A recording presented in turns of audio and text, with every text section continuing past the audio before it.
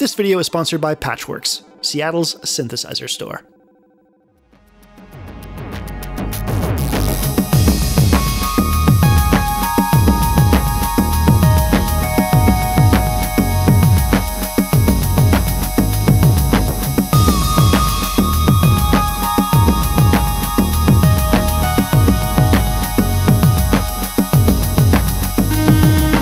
Hi everybody, my name is Jeremy, this is Red Means Recording, and today we are looking at the Endorphin.es Queen of Pentacles. This is a drum module. It does drums, and big drums. Endorphins has two drum modules for Eurorack, the other one being Black Noir, and that one is all drum synthesis. This is a combination of drum synthesis and samples. We have a synthesized bass drum, snare drum, clap, and then we have samples for these these two. So overall, there are 1, 2, 3, 4, 5, 6, 7 voices in here, 7 drum sounds, and 3 of them are synthesized, and then 4 of them are samples. This is going to be basically a review. I want to walk you through how this works. I want to talk about what I like about it and what I don't like about it. I think it's a really, really big sounding module. It's great. I am a big fan of 909 style drums, and that's what this sounds like to me. It sounds like 909s, and that's really, really good. So I think in order to get this to start working here, we're going to want to create a little beat. So let me get a little beat going on our friend here, the ground control. Then we'll walk through the different stuff on here and talk about what you can do with it. All right, let's start with our friend, the kick drum. These are volume controls up here. So if I turn this down, volume, volume, volume. Here's the tail of the kick drum. And then we have these tiny little pots right here, which we can control with a screwdriver. We can tune this. So there is a tuning knob. Let me stop this real quick. There's a tuning knob on the back of this. I believe the kick drum is tuned to G. And if you want it to go lower, you have to tune it on the back. So this pot will not go below what it is currently tuned to. However, you can adjust it here in order to kind of move around within that. We also have a drive control. Get that really nice distorted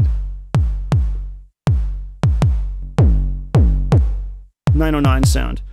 I will be clear, these are a little fiddly. I'm not a fan of these at all. And I'm also not a fan of the tuning knob for the kick drum being on the back. I think that I would probably want to tune my kick drum to around E instead of G, so a couple notes below, but I'm not going to do it by taking this thing off and adjusting it that way. Let's get our snare in next. I'm going to turn off the effects right now. All right. Tail. Volume, of course. I really like the way the snare drum sounds when it's small. It sounds really cool. It's got this really nice woody texture to it. We have tune.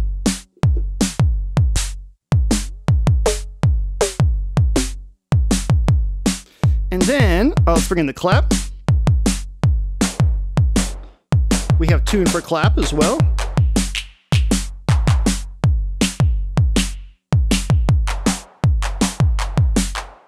The tail control here controls the tail of both the clap and the snare drum together. And then we have this spoiler, which kind of sounds like a bit crusher, and it works on all of these.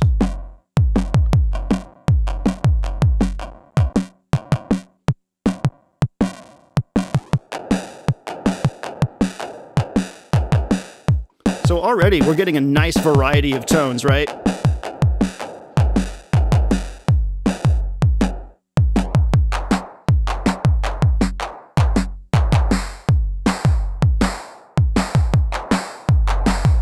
God, yeah, that is the definition of a booming kick drum. That is wild.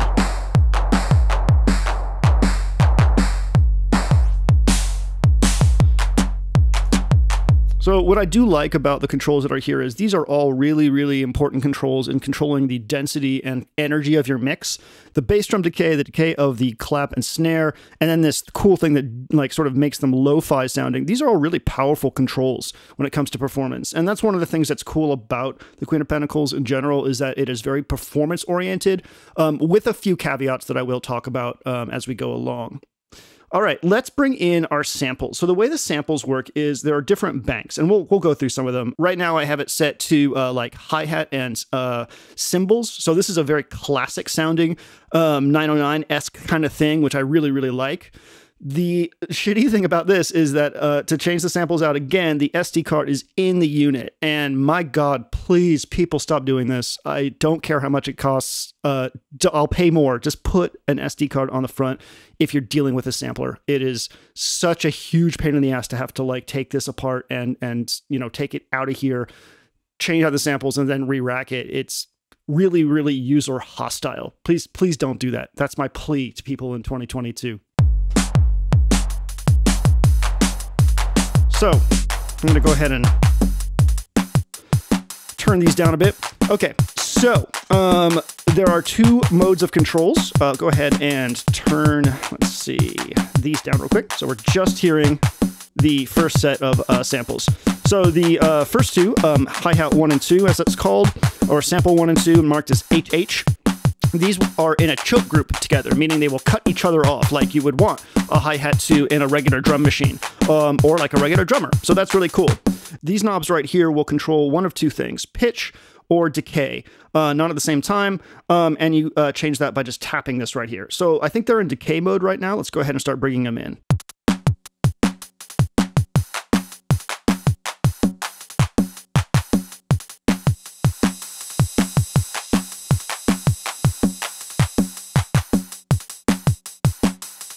Really powerful performance control to be able to lengthen your hi-hats and other samples.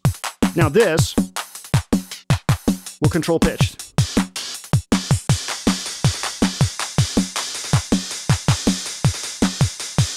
They latch, meaning that you have to go find where they were before, or they will not take over, which is a little odd. I wish I could change that behavior. I'd like them to be not like that. I would be happy if they jumped to wherever I you know, wanted to adjust them from.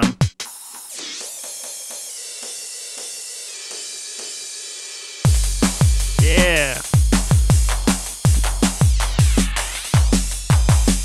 In case you're trying to place this within some form of like pop music context, let me help you. Sucking on my tears like you wanted me, calling me all the time like Blondie. Check out my Chrissy behind, it's fine all of the time. Like such on the beaches. What else is in the teachers of peaches? Huh? What? Right? What? What? Right? All right. I was playing with some of the other stuff we have access to here. Let's talk about it. Before we do that, though, let's talk about our sponsor. My local synthesizer store is Patchworks, and I love everybody there and everything they do to death. They are a community-driven group of extremely passionate people that want to connect with you and make sure that you get the right piece of gear. They want to talk to you about gear. They are seriously nuts for this gear, for all this gear you see on screen. They have a really, really amazing showroom in Fremont on Stone Way, or you can shop with them online at patchworks.com. But be warned, if you go into their shop on Stone Way and you like ask a question, they're gonna be talking with you a whole bunch because they love to talk about this stuff. They will find you the thing that you deserve. That's Patchworks, my local synthesizer store full of awesome people. I love you, Patchworks. Kissy face. We have an effects unit built into here and a multi-mode filter. It's sort of like a dual DJ filter like you might find in a Pioneer mixer. We also have this wonderful saturation if we go past 2 o'clock on this. So let me play that for you.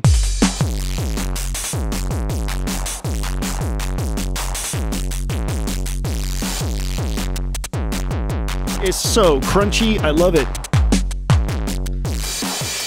Here's that filter. It go up. And it go down. there's an issue I have with the filter. We have this wonderful, gigantic, big performance knob here. I love it. I love being able to just go womp womp with it. The issue that I have with it is that there is no way to know really easily when you're back at noon, when you're back at a neutral position in the filter. So you might be in the throes of things and then you try to bring it down, and now all of a sudden you're looking down here and you're trying to figure out, oh, am I back up at the middle? Like, there's no dead zone with this. There's no mode like where you're like a few degrees off from the top where you might still have like a perfect low pass, high pass mix, which means it's very likely you're going to end up in a position where you're like slightly off into high pass land and losing some of the bass, or slightly off into low pass land and losing some of the high end. It's really frustrating, and it kind of almost defeats the purpose of having a knob like this. Like, I really, really want to be able to just tweak my effects and then have them go back to sort of a neutral place. I experimented a little bit with the with this friend, the Tetrapad, thinking I could set up a neutral position in the middle, but that's not how it expects voltage, so I wasn't able to really get that to work. So that's a gripe I have with the filter. Besides that, it sounds really good. So if, you know, you were to use something like, you know what, let's find out real quick. Hold on a second. Let's put some CV into the filter. I'm going to put this into a channel on the WMD and a 10. I can't remember if this puts out positive or negative voltage. Let's find out.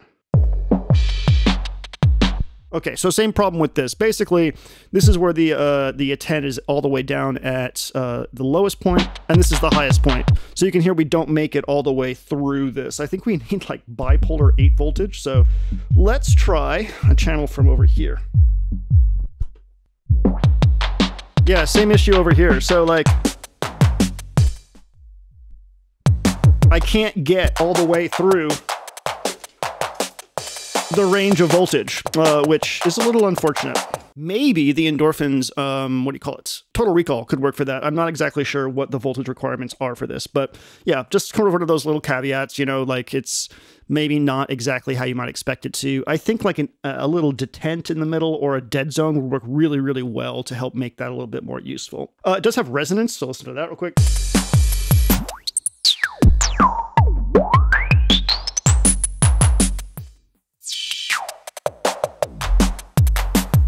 The nice thing about the resonance is when it's all the way down, even in normal mode, you can turn it up and get a nice little boost at the high end, which is wonderful. That's pretty much how I run it all the time. I just got that little high-end boost going on, and it makes it sound more hi-fi. It's really, really nice. All right, let's talk about the effects. We have a effects engine in here. I believe it's similar to what they have in the Milky Way, and it adds a lot. It's actually really nice to have effects in here. So let's listen to some of the effects that we have.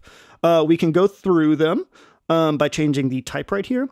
This will be the wet-dry mix, and then this will be a parameter of the effect. And also, if you hold this, you'll switch to a secondary parameter for the effect. So let's just do a little tour of these real quick, shall we?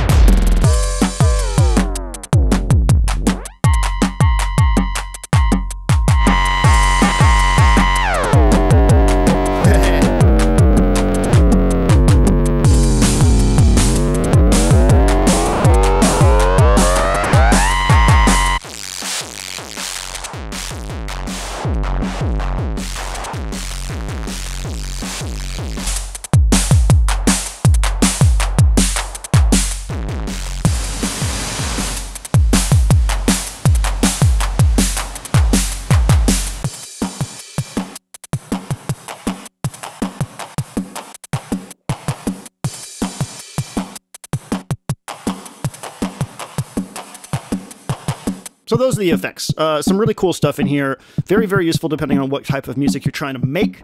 This thing, and Endorphins in general, sort of has a techno lean to it, meaning like this thing gets nasty as hell. So let's listen to some of the other samples to see what I mean real quick. I'm sure you're tired of this beat. Oh, before we get more into the samples, I want to show you something real quick with these right here. We can actually turn the effect off on each one of these by changing the knob. So check this out.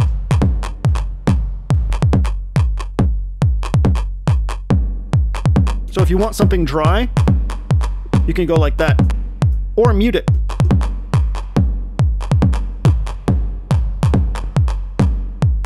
All right.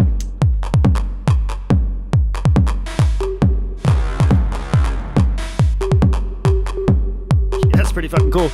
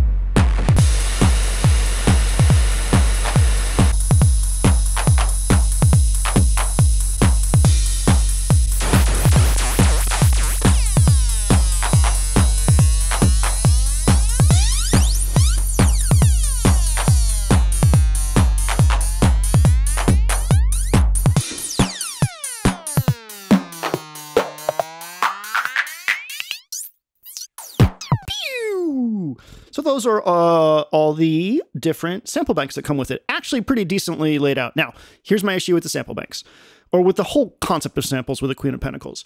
I think of my drum kits usually as kick, snare, or backbeat, like snare clap, and then hi-hat, and then something else. I need hi-hat as part of my shiz.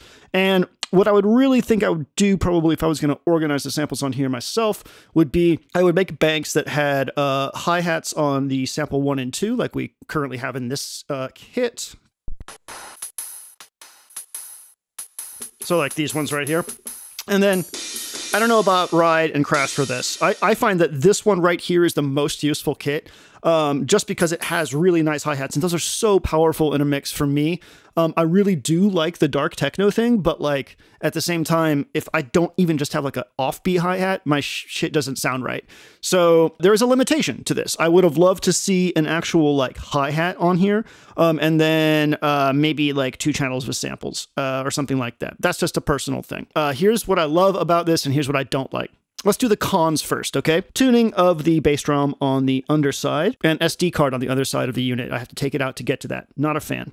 I don't like these little trim pots. I understand they're there to save space, I guess, but they aren't even big enough to really get in there and grab. I would have liked to see like, I don't know what they're called. It's basically like potentiometer pots, like smaller versions of these ones here. It's very not great to have to get in there with your fingers or, God forbid, at a set. Like, you really want to bring a screwdriver to a set. We don't have any CV for decay of our samples, and that's kind of a missed opportunity, meaning, you know, I would love to be able to modulate this hi-hat right here,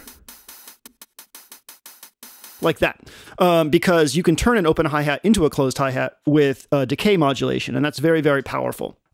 We talked about the detent issue or the 0 point issue on the filter here. Makes performing with it a little fiddly because you don't know exactly where you're going to end up when you're like just having a good time. And there seems to be very specific voltage requirements for this thing in terms of getting it to respond to an external control. The effects sound great, but having to hold this to get to the other parameter does make performance a little difficult. If I remember correctly, a lot of the settings in here can be saved, so you can recall stuff that you've set up, so that's good. So those are my gripes, I believe. My pros. This thing sounds massive. You could do an entire set with like one of these if you really, really wanted to. Like, considering it's like sort of techno-oriented, this thing is exactly what it says on the tin. Like, it just sounds huge. The kick drum, the snare drum, the clap all sound amazing.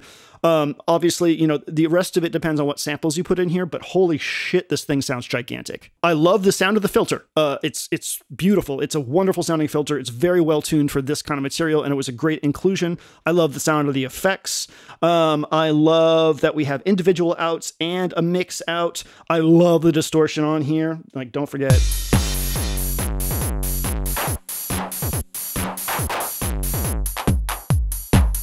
It just sounds so big and, you know, analog, if you will, in a really wonderful way. Oh, I guess one more gripe. I don't like that I have to switch back and forth between the two modes for pitch and stuff. And I think more so than that, I do not like the takeover mode of this or these. Like, that's always a contentious thing, how knobs pick up from where they were last in a position. And I believe in general, Endorphin's design philosophy is to do a pickup mode where you have to like get it back to where it was. But that's not what I'm thinking about when I'm performing. I want to grab a knob and I want to have a reaction. I don't want to be like trying to find where it was again. So that's a little frustrating. I don't know if that's something that can be changed in the firmware or even in like a config file or something like that. But again, the SD card is inside the computer, so I won't be investigating that anytime soon. So would I recommend this overall? Yes, I think I would, because it is one of those things, Eurorack drums, that I normally don't recommend to people because you're much better suited to get like a drum machine with a built-in sequencer and like a TR6S or something like that. But this, in the way it presents itself with effects and performance controls, despite its caveats, is actually like getting to where a drum machine would give you that kind of functionality. Now, of course, you have to pair it with a sequencer. You know, you gotta figure out what you want to do. For me, it's really about like performance controls and modularity and modability, meaning what can I modulate, what can I have fun with, does it make performance fun? And I'd say that generally this does. I had a lot of fun with it, mostly because it's just like so hands-on and sounds so huge. Thank you for watching, and I hope that you enjoyed the video. Like and subscribe if you want to see more of this stuff. Let me know what you think of this in the comments, and what is your favorite drum module for Eurorack if you have one. Thanks for watching. My name is Jeremy, this is Red Means Recording, and I hope you have a wonderful day.